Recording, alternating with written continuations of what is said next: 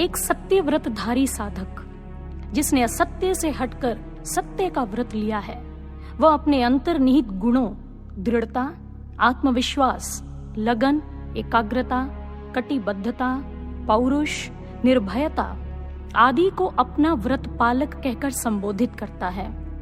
व्रत पालक इसलिए क्योंकि ये गुण ही एक व्रतधारी को उसके व्रत को भाव उसके लक्ष्य को सिद्ध करने की सामर्थ्य देते हैं। अतः एक साधक अपने इन आंतरिक गुणों का आह्वान करता है ताकि वे सभी उसके व्रत पर पूर्णतया लक्षित हो जाएं, व्रत पूरित में उसका साथ दें। इंसान अपने लक्ष्य से च्युत तभी होता है जब दृढ़ता, आत्मविश्वास आदि गुण एक लक्षित न रहकर बिखर जाते हैं, निर्धारित लक्ष्य की ओर प्रवृत्त नहीं रहते।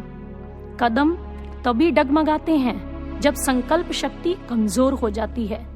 उत्साह उमंग तभी धूमिल पड़ते हैं जब एकाग्रता भंग होती है। आपने एक चुंबक को देखा होगा, लोह कण खुद ब खुद उससे आ जुड़ते हैं। जानते हैं ऐसा क्यों होता है?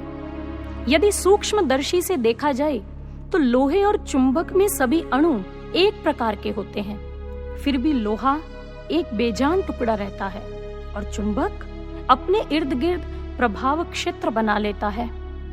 ऐसा इसलिए क्योंकि चुंबक में सभी अणु एक दिशा की ओर उन्मुख रहते हैं। इससे उलट विपरीत लोहे में ये अणु बिखरे हुए और अलग अलग दिशा में केंद्रित होते हैं। अणुओं की व्यवस्था ही चुंबक में अद्भुत आकर्षण शक्ति भरती है। हमारे आंतरिक गुण इन अणुओं जैसे ही तो हैं। यदि ये एक लक्षित रहते हैं तो हमारा व्यक्तित्व इतना चुंबकीय हो जाता है कि लक्ष्य अपने आप पास खींचा चला आता है। इतिहास इस बात का साक्षी है। पाणिनि को ही लीजिए, हाथ में विद्या की रेखा नहीं थी, पढ़ाया हुआ पाठ अगले दिन याद नहीं रहता था। तंग आकर उनके आचार्य ने हाथ देखा और कहा, अरे तेरे हाथ में तो विद्या की रेखा ही नहीं है, तू कभी नहीं पढ़ सकेगा। पाणिनि के हृदय सागर में मानो ज्वार भाटा फूट पड़ा, पर इन तूफानी तरंगों में उसने अपना मनोबल डूबने नहीं दिया। पूरे विश्वास के साथ कहा, मैं पढ़ूंगा, विद्वान बनकर रहूंगा। फिर एक तेज धार चाकू उठाया और अपनी हथेली पर विद्या की रेखा गोद दी। हृदय पटल पर भी यही संकल्प गोद डाला।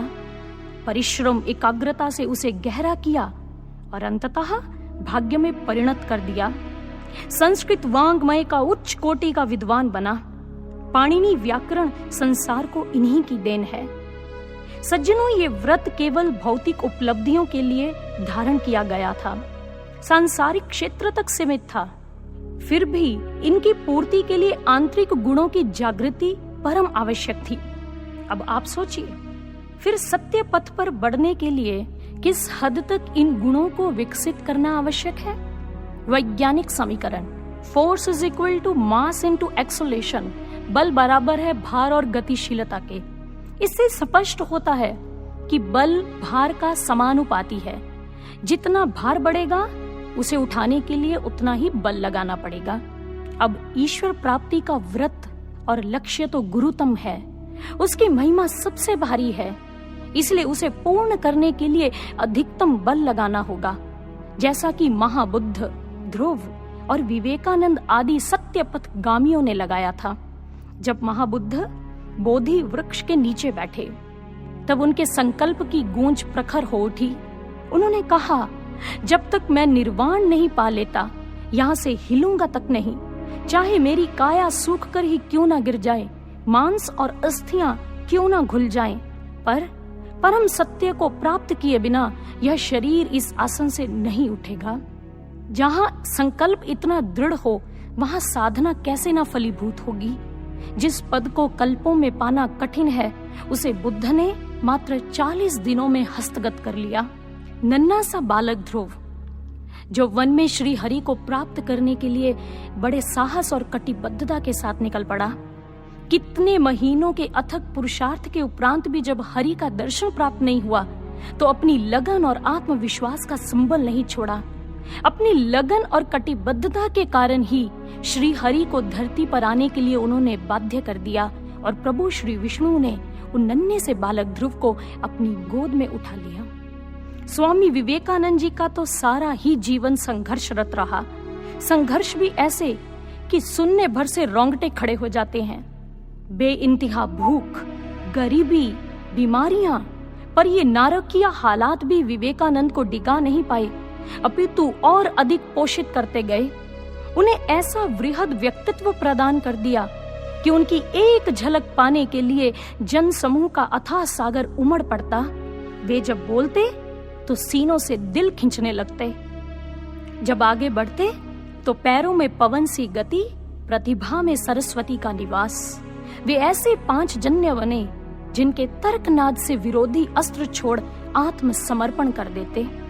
ऐसा इसलिए क्योंकि उनके जीवन का एक ही सूत्र था, rise awake and stop not till the goal is reached.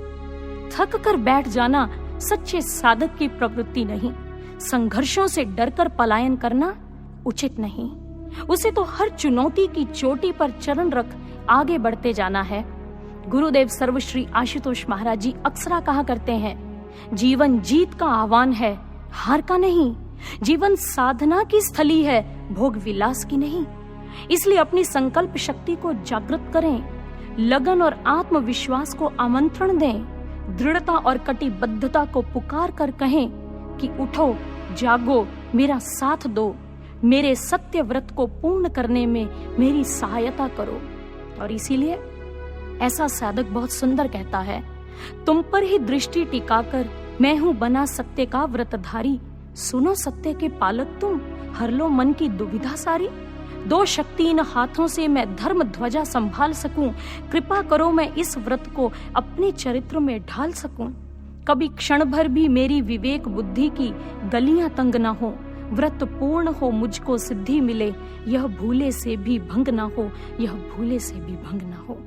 तो बोलिए, सर्वश्री आशुतोष महाराज जी की जय, सच्चे दरबार की जय।